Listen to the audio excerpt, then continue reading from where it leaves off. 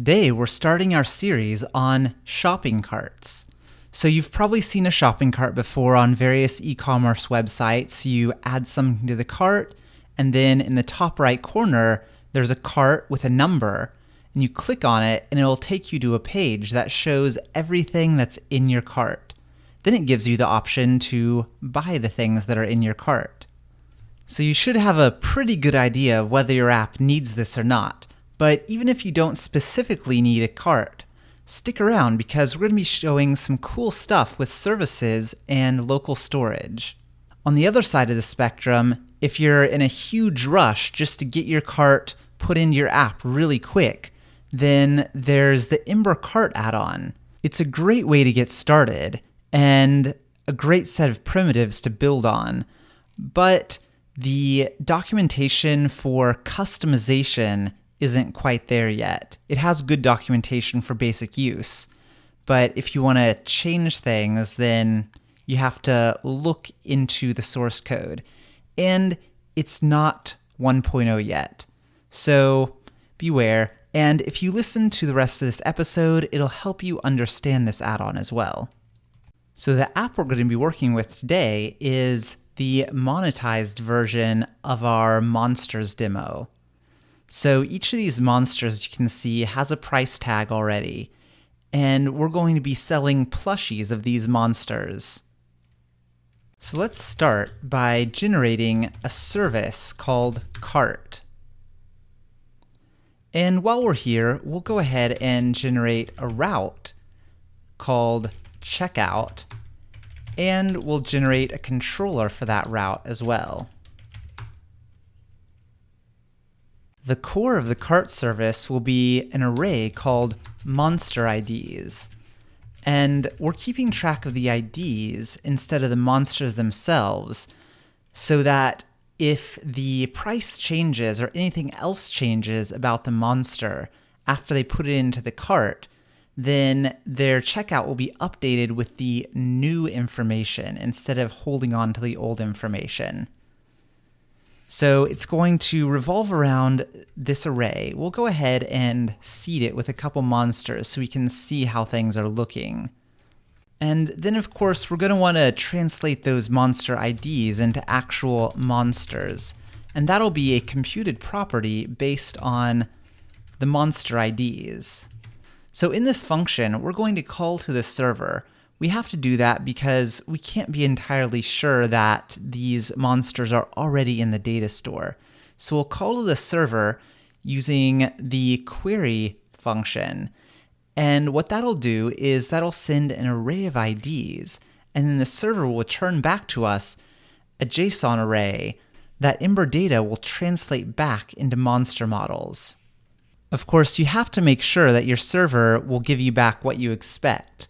This is doing that correctly, but previously it was just returning all of the monsters, no matter whether I passed it IDs or not.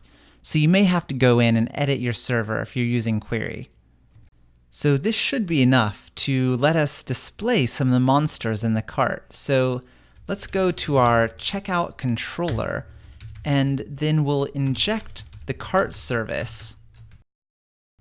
That will allow us to loop over the monsters like so.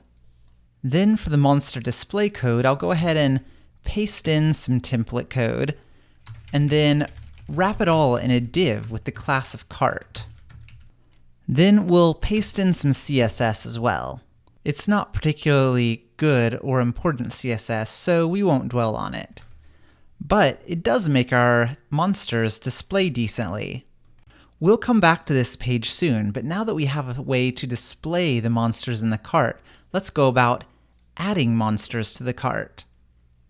How we'll do that is on the monster show page, next to add to team and edit, we'll have a buy plushie button. We'll do that by copying the buttons that are there, and then just changing a couple things. We have the buy item action, which we'll go ahead and add to the controller. And in this action, we'll call the cart and we'll call add on the cart, and then give the ID of the monster we're adding. Now that means that the cart service is going to have an add function, and it's going to take a monster ID. And how we're going to use this is we're going to get the monster IDs, and we're going to add object with the new monster ID. So now we can hit this button, and if we go and find the service and inspect it, then we'll see that it did indeed get added. There now is another monster ID in there. Of course, we can't expect our users to use the Ember Inspector to tell whether they've added something to their cart. So we're going to add, up here in the top right, a cart link that lists the number of items in the cart. So we'll start off with a link, and this link will be to the checkout route. Then inside that link we'll have some basic text, and then for the length we'll grab the monster IDs array from the cart and get the length of it. And of course, for this to work, we have to go to the controller for the application and inject the cart service. Then for styling purposes, we'll go ahead and put in some ASCII spaces. Then we'll see that, looky there, it says that we have 2 items. Those are the 2 items that we have in there by default. And when we buy this plushie, now it says 3 items. We go to the shopping cart and it'll show all of them. A little overcrowded, but that'll be fixed in a second. All right, now we have ways to add and display our items in the shopping cart. Now we want to be able to remove items once they're in the shopping cart. We don't want to be stuck buying them once we hit the add button. We'll have a button, and the action will be remove item, and then we'll pass in the monster ID. And the text will simply be remove. Then in the checkout controller, we'll add an actions hash, and we'll have the remove item action that'll take the monster ID. This action will just pass stuff up to the cart. So we'll have the remove function called.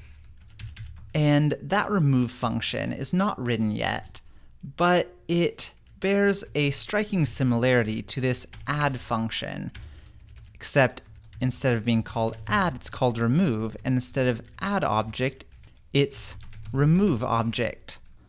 Oh, and we'll also have to make sure that the ID that we're passing in is an integer. So we'll use %. Now this should be enough to get us removing the monsters, and there we go, and you can see it's reflected in saying there's only 1 item in the cart. All right, we've made some pretty great progress today, but this episode is getting really long, so we're going to cut it. And in the next episode, we're going to add some really cool features. So the biggest one of those is when you reload the page, it doesn't reset your cart. Being able to keep the cart between page reloads is really nice. And the great thing is we won't even have to talk to the database to do it. We're going to use local storage. The second thing is being able to remove everything in the cart at once, being able to clear the cart. And another is having all the items in the cart added up to a total. So we're going to tackle all that and maybe even fix a bug or 2. So I'll see you there.